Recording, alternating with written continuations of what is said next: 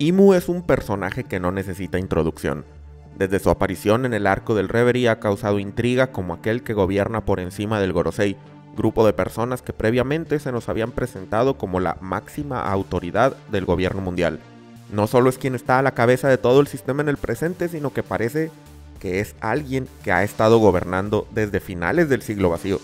Pero bueno, no nos adelantemos por ahora. Bienvenidos a este video en el que analizaré a profundidad 6 teorías populares sobre Imu que podrían resultar ser verdad. Para hablar de estos temas tendré que recurrir a información reciente del manga, así que doy el aviso de spoiler para quienes no vayan al corriente. Dicho eso, vamos a comenzar. Sobre Imu se hacen muchas suposiciones y todas están conectadas, así que muchas de las teorías de las que voy a hablar a continuación se complementan unas con otras. Creo que por lo tanto de la primera que debo de hablar es la idea de que la conciencia de Imu existe desde el siglo vacío. Es algo que todos hemos pensado desde el momento en el que se reveló su existencia en el arco del Reverie, y más tarde, Ivankov especuló lo mismo cuando Sabo le contó sobre su experiencia en Marilloa. La idea de que solamente uno de los reyes fundadores podría estar por encima del Gorosei es lógica y además cada vez más tenemos ciertas pistas de que en efecto el personaje que llamamos Imu viene del siglo vacío. Por ejemplo, en la conversación con Cobra, habló de Nefertari Lili y del clan de la D como si hubiera estado en ese periodo de la historia, más que como si hubiera vivido esos eventos y no como alguien que aprendió del pasado de manera indirecta. Además, al final del arco de Egghead, siente y reconoce el haki de Joy Boy, lo cual de nuevo es una pista extremadamente fuerte de que Imu conoció a Joy Boy y probablemente lo enfrentó numerosas veces en el pasado y es consciente de su gran poder. Creo que la noción de que Imu ha estado gobernando el mundo los últimos 800 años tiene sentido narrativo, siendo una contraposición directa al concepto de la voluntad heredada, pues supone que Imu no confió en nadie para continuar su legado y más bien encontró la manera de hacerlo él mismo. La pregunta es, ¿cómo ha logrado Imu vivir tanto tiempo? Recientemente tenemos pistas, pues el poder de Imu parece ser capaz de conferirle vida eterna a quien lo porta. Jay García Saturn, quien ha vivido más de 200 años, al ser despojado de este poder, se degradó aceleradamente hasta volverse un esqueleto, prueba de que era el poder de Imu el que lo mantenía con vida. Claro que si puede hacer eso con los miembros del Gorosei, lo puede hacer consigo mismo. A pesar de que Ivankov especuló que podría ser obra de la Ope no Mi, y mucha gente tenía esta misma idea, personalmente yo no la apoyo, y parece que la evidencia apunta hacia una habilidad diferente. La segunda teoría de la que quiero hablar es que Imu necesita cambiar de cuerpo constantemente. Doflamingo menciona en el capítulo 906 del manga que el poder se degrada, e inmediatamente después tenemos una escena en la que aparece Imu por primera vez en el manga, lo cual sugiere que no tan solo Doflamingo sabía de su existencia, sino que además está consciente del problema que representa el mantenerse con vida por tanto tiempo. El hecho de que su plan involucrara la Ope no Mi sugiere que en efecto el cambio de cuerpo es algo necesario para que Imu se mantenga no tan solo vivo, sino con fuerza suficiente como para compartir sus poderes con el Gorosei. Hace tiempo, mucho antes del flashback de Kuma, hice una teoría en la que proponía que God Valley era una isla donde se llevaba a cabo el ritual de cambio de cuerpo de Imu. Por supuesto, esto resultó ser falso, y el nombre God Valley no tiene ninguna conexión con los dioses desde la perspectiva de Marilloa, pues los Tenryubito consideran una blasfemia el que la isla lleve ese nombre. Pero lo que sí creo que podría ser verdad todavía es que el ganador de la cacería humana, no necesariamente cada 3 años, pero sí cada cierto tiempo, se convierta en el nuevo cuerpo de Imu. Podría ser que Doflamingo sabía del tesoro nacional porque él era un candidato para donar su cuerpo en esta causa. Quizá Figarland Garling en su tiempo también lo fue. Sería de esperarse que el recipiente de Imu fuera un Tenryubito, pero además uno con una fuerza descomunal y un potencial innato para desarrollar el haki del conquistador. Si Imu cambia de cuerpo cada cierto tiempo, entonces, ¿cuál es su apariencia actual? Definitivamente no sería la de Nerona Imu, probable primer recipiente, sino el de alguien más.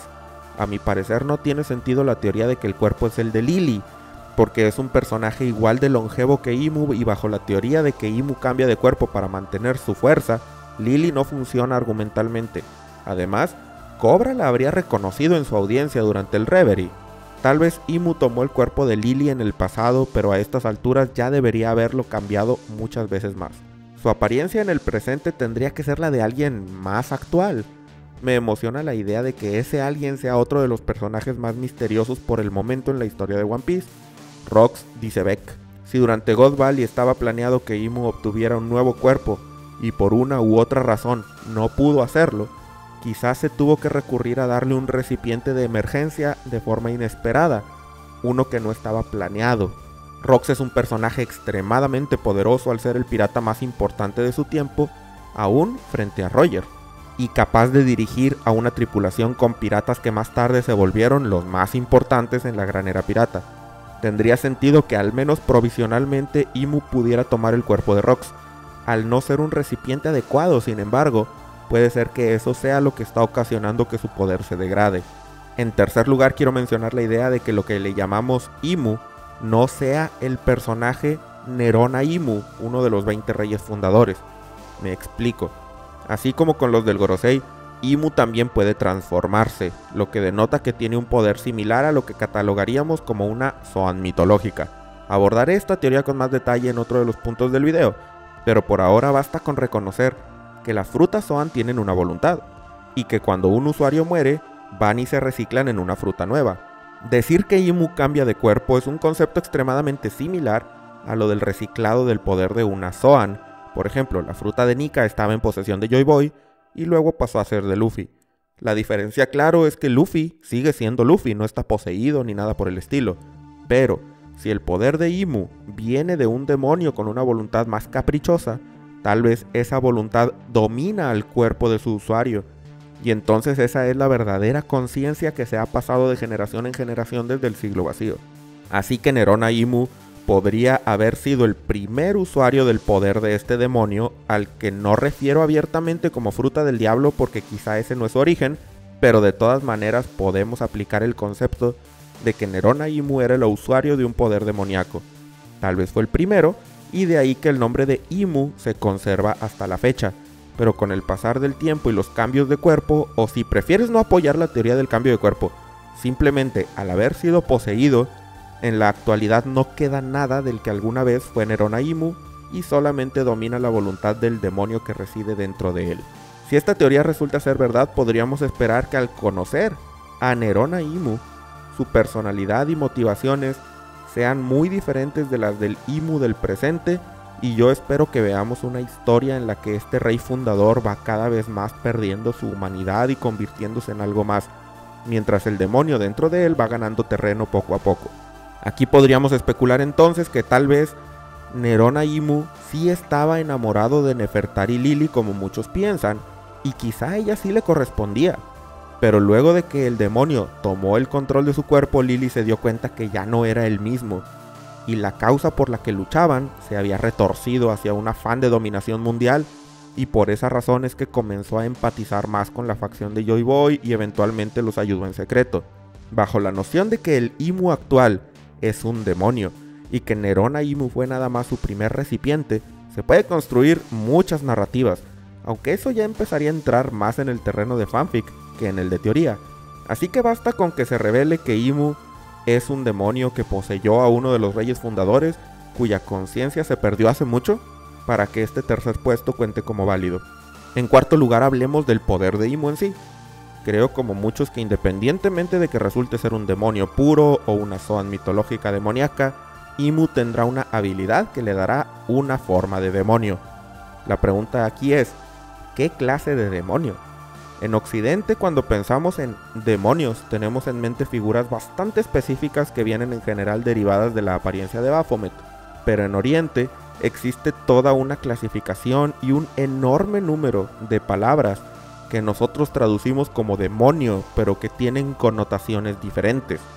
Akuma, Daimao, Oni, Mamono, Majin, Yaksha, son solo algunos ejemplos de palabras usadas en One Piece que en las traducciones son referidas simplemente como demonio. Sabo mencionó al ver las transformaciones de Imu y el Gorosei que tenían una apariencia demoníaca, y en el presente ya vimos que los del Gorosei se transforman en su mayoría en yokai, que son criaturas mitológicas de Japón.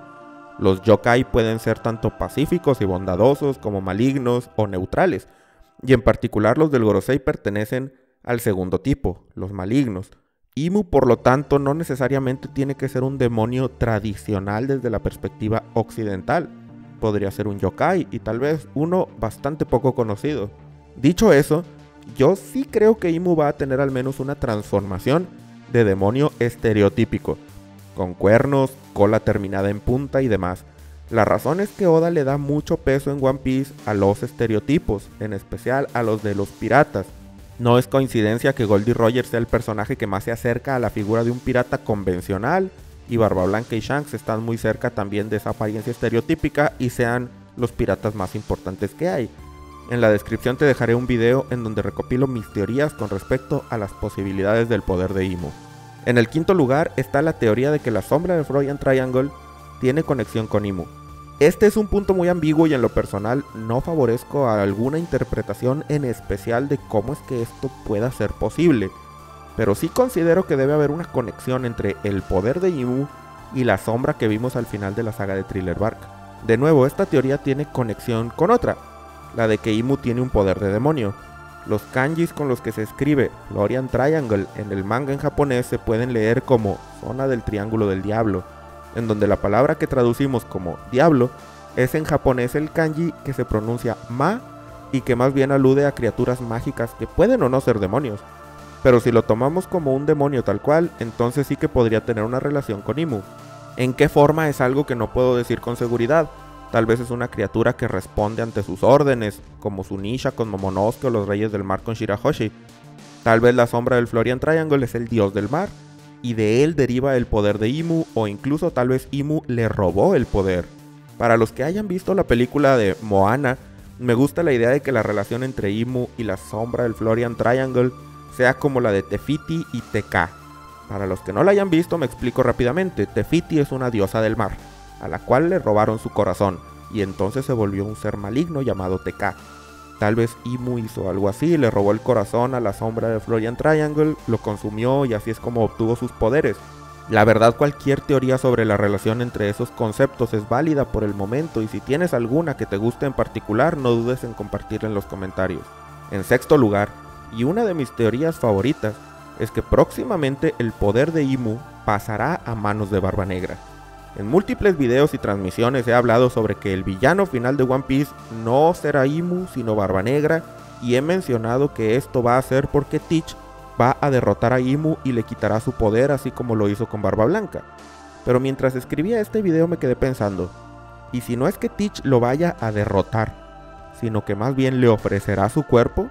Si pensamos en que Imu tiene que cambiar de cuerpo cada cierto tiempo y su poder se está degradando, quizás la interacción entre él y Teach no va a ser precisamente un enfrentamiento.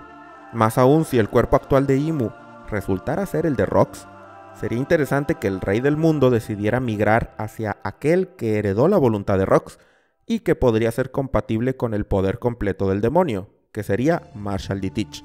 De esa manera, no tendríamos precisamente una situación en la que Imu se ha vencido, sino más bien que se fusione con Barba Negra, por así decirlo, en una simbiosis más parecida a lo que sucede con la voluntad de la fruta de Nika y Luffy, en donde no hay una dominación de una voluntad sobre la otra, sino una perfecta sintonización.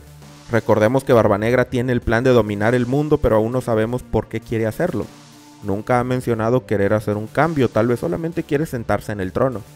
En general, creo que es muy posible que el poder de Imu pase a manos de Barba Negra cuando nos acerquemos al clímax de la historia, pero tal vez no será precisamente por la fuerza. En fin, hasta aquí llega la discusión. Si este video te gustó, agradeceré mucho tu like. ¿Qué teorías sobre Imu crees que se harán realidad? ¿Cuáles piensas que no? Escríbeme en los comentarios y no olvides suscribirte al canal para más videos de One Piece. Muchas gracias a todos los miembros del canal por su apoyo. En esta ocasión especialmente agradezco a Ramón Parra, David Ginas, Luis Mira, Iván, Kaiser X, Gualdos, CH3Z93, Oscar 25, Chofócrates, Jarayuco 1, A López, Mugiwara Ocelot, Soy Dani Barrios, Agustín, Eduardo RS, Maineragon, Diego Ahumada, Gonzil, Félix Alba, Cabanana, Sincro GR, Fiorella Paulini, Jessica Pérez, Gerhard Ditich, Emi, Hanna Hananomi, Pedro Teruel, Léeme la Mente, Yart, Alegod, Ángel Salazar, Juanini, Enrique Molina, Sinques Hermoso, Mane, Gibran Villa, Charles de Ray, Jerónimo Giolillo, Fabián Coelho, Etnan M, Lucas García, L. Gabriel Peña, Roberto Alberto Sea, Juan Manuel Humano, César Omar, Juan, Walastion, Brian Kirsinger, Fede Rodríguez, Ari Aguilar, Belino Josa, Amin Martínez, Figarland Garlinsey, Eldi Alcaprio, Facundo Elizondo, Alejandro González, Mauricio Ortega, Stevens Castaño Vallejo, Andrea Sanabria, Paulo Ulises, Adrama SL, Jesús Novelo, Helix, Zafudel, Miau Master y Songol, Yerak, Mortos MX, Daniel Cedeño, Bolas 24, Alberto García, Minor Alonso, Furia de Roja, Fede González, Leax Q, Emiliano Burgos, Terrasegundos y Fable. Haz clic en el botón de unirse o en el enlace en la descripción si deseas volverte miembro. Además de apoyar el canal, cosa que te agradeceré muchísimo, podrás tener acceso anticipado a mis videos y aparecer en los agradecimientos al final. Muchas gracias a todos por llegar hasta este punto y nos vemos en el próximo video.